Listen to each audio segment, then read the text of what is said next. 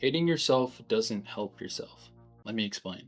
If you're like me and you're very driven and wanting to become a better version of yourself, it can be easy to think about and investigate and really hone in on the mistakes that you make. You're asking yourself, man, how can I be better? But sometimes the temptation in that is we can be quick to see our mistakes and use that as reasons to get down on ourselves and to beat ourselves up and to get into this place of despair of then telling ourselves we're not good enough. People don't like you and you'll never make it or be successful or achieve any of your dreams because you're worthless, you're a failure, all these sort of things.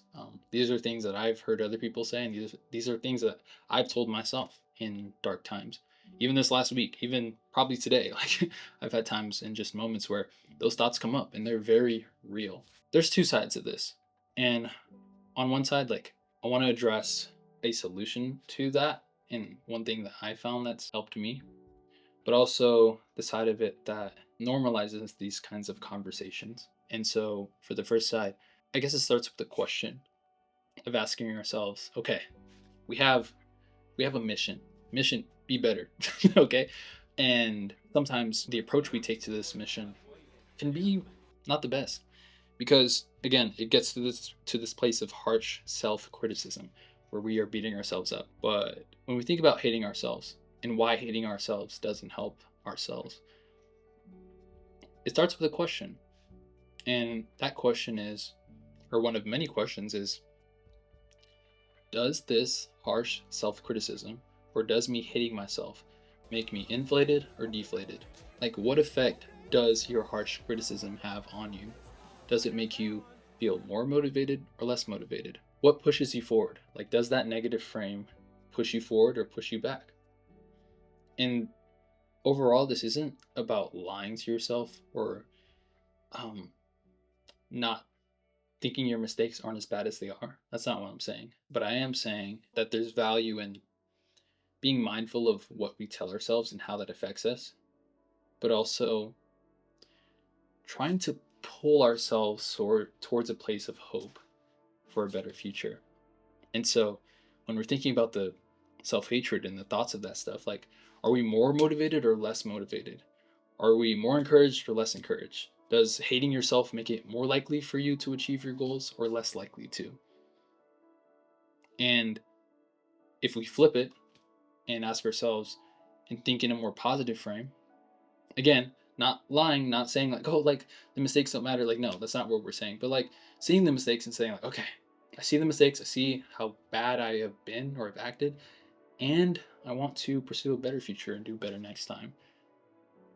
Does that more positive frame make it more likely for me to succeed or less likely for me to succeed?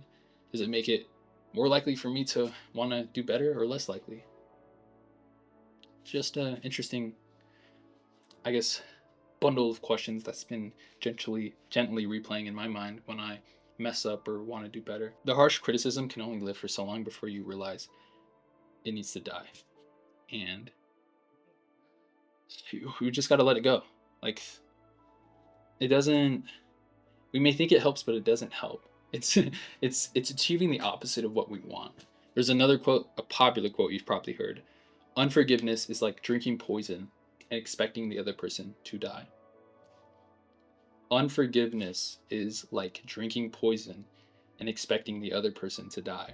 And in that sense, I like to think about it with harsh self criticism and thinking, like, okay, our goal, we're trying to do something, we're trying to achieve a goal, but the way we're pursuing that is actually deterring us from that goal and taking us away from that goal.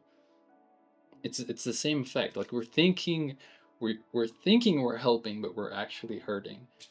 And over time, I mean, it's you don't really notice it when you first start doing it, but over time you start to see like, fam, this me hating myself actually isn't helping, and it's actually making things worse, and it's actually leaving me in this negative cycle of being, I guess, feeling pitiful and feeling not good about myself, and actually conforming and falling into even a worse cycle of mistakes.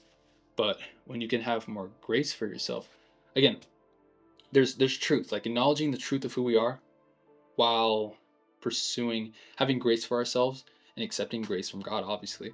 and then using that grace in truth, the balance of grace and truth, to pursue towards a better future. It's it's too again. It's important to have both. I'm sure there's a verse too that describes this. I can't remember off the top of my head, but yeah, the balance of grace and truth is important. And so I say all that to say, I don't want us to, and again, I'm reminding myself of this too. Like, I don't want us to be people who start having these negative thoughts and looking to suppress them and say, "Oh, like, don't think that." My coach likes to say, like, David, he likes to say, David, you're someone who sees the ripples in the water and starts to say, like, oh, like you start to shake the water even more and say, oh, like, don't think this, or don't think this way, or don't feel this way. Instead of doing that, David, I want you to put your hands back and just watch the ripples in the water. And in that sense, to bring it to this, like the ripples in the water for us in our internal peace, our internal water. Okay, I'm going too far. The ripples for us in the water can be those thoughts of negative self-criticism, unwanted thoughts per se.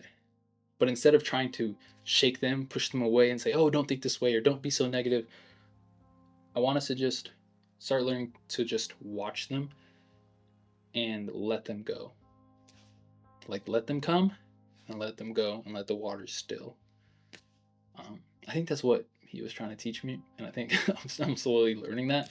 And so I wanted to share that so we can remember that. And like, okay, when those thoughts of self-criticism come, do they help? Does this belief or thought serve me? Does it make it more likely for me to win or less likely? If it's less likely, which it probably is, like, I don't need it. Let it come, let it go, and then it's done. This can apply to lust too. Like, I'm learning that too, because I struggle a lot with lust and all things that come with that. And that's also something that's been game changing to me, because when it comes, it's like, okay, oh, it's there. But then it's just like, I've slipped up so many times, and after every time, I've regretted it. Is this going to help me or hurt me? 100% of the time, it's hurt me. So if I'm looking back at it now, it's like, okay, let it go. Or if I'm feeling the temptation to be impatient, rush myself into something, like, okay, if I've looked back at all the times I've rushed and been too quick to things, maybe I bought something too quickly, that I didn't need, and then ended up returning it and being mad. Like, okay, every time I've rushed, has it helped me or hurt me? It's typically hurt me. Okay, so I'm probably gonna let that thought go. Or maybe I'm in a conversation and I'm tempted to be angry at them. Like, has me I'm not really someone who blows up at people, but let's say I was, like, okay, has me blowing up at people helped or hurt my relationships in the past? Has it made it more likely for me to have better relationships, for me to be a kinder person, um or less likely? Like, have I ever blown up at someone or cussed someone out and felt good about it? Probably not.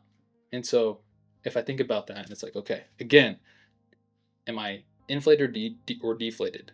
What effect does it have on me? Does it push me forward or backward? And or would it push me forward or backward? And when we think about that, it's like, okay, again, don't not trying to push the ripples away, but just watching them, assessing, like, okay, it wouldn't it wouldn't push me forward. It would pull me back. So therefore, I can just simply let it go, let the waves pass. A lot of times, life is just waves, and we can either try to control them and try to fix them perfectly, or we can just let them go, let God take the wheel, and notice them, let them go, let the waves pass, and then learn from whatever lesson we got to learn, move forward, and make the best of life. Like, that's the cycle. It's I'm sorry, or at least I'm starting to see. At least I don't have it all figured out, but this is something I'm learning, and I wanted to share it. And so, if there's things that you're struggling with, whether it be self-criticism, lust, anger, anything, like anything negative that you notice doesn't help you, I hope this serves as a reminder for you to be like, okay, does this serve me or not? Does this belief or thought serve me? Does it help me? Does it? I'm sure you get it by now. So I'll leave you with that, and we'll see you in the next one. Oh my goodness, I forgot. The second part that I wanted to acknowledge is, like, again, acknowledging the truth of where we are and allowing the truth of who we could become to pull us forward into a better future. A lot of the times in church, that I'm not a fan of is a lot of the times we can be quick, not even mess up the waves, but like put a blanket over them and act like they don't exist. And we're a lot of the times, unfortunately, um, us Christians can be quick to repress or not be real about where we are. And if it's not positive and not uplifting, or just not 100% um, what people would expect, like we're quick to repress that. We're quick to not be real about where we are. Um, I saw a clip recently or today where they talked about the same thing. They were like, yeah, Christians are often quick to repress and not be real about the this where they are, especially if they're in a dark place. Like they're quick to there's this norm that we have to somehow always be happier in the best mood possible. Um, and I'm not saying that's something we can't strive for, but I am saying that it's not necessarily the reality. And I think if we're not real with where we are, and we're not telling, or we're not saying, okay, here, it's okay to not be okay, but it's not okay to stay there, or you don't have to stay there. And I think for the people who are trying to always be 100%, like they're suppressing their what they're going through, the tough things that they're going through, and always trying to put on this front like that they have everything figured out. That's not it's not normal. I'm trying to tread lightly with this, but it's not. It's fake. It's fake.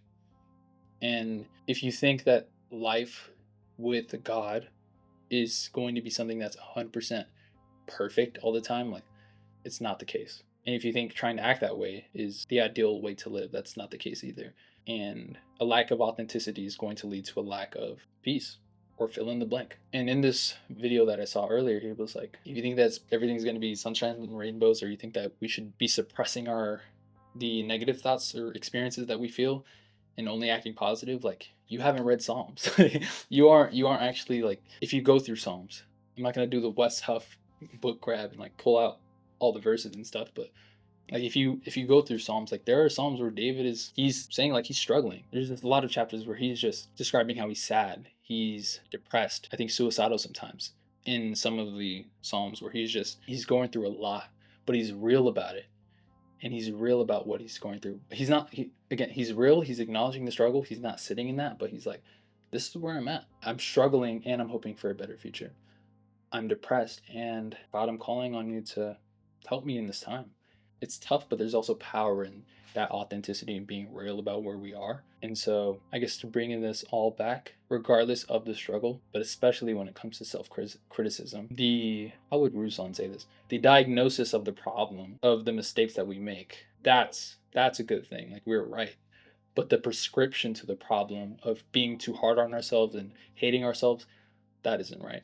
And so, yes, there's a part of it again that, yes, let's be truthful about where we are. Like, don't sugarcoat where you are. Like, yeah, fam, you're struggling. You're skipping the gym. You keep relapsing. You keep sleeping in too much. Like, you're not putting the fork down. You'd be better off making adjustments in your life. Like, let's be real about that, and let's allow that realness and truth about who we are to fall into a place of grace and be like, ah, yeah, I haven't been doing the best. I'm struggling, and I want to do better. Like, I forgive myself.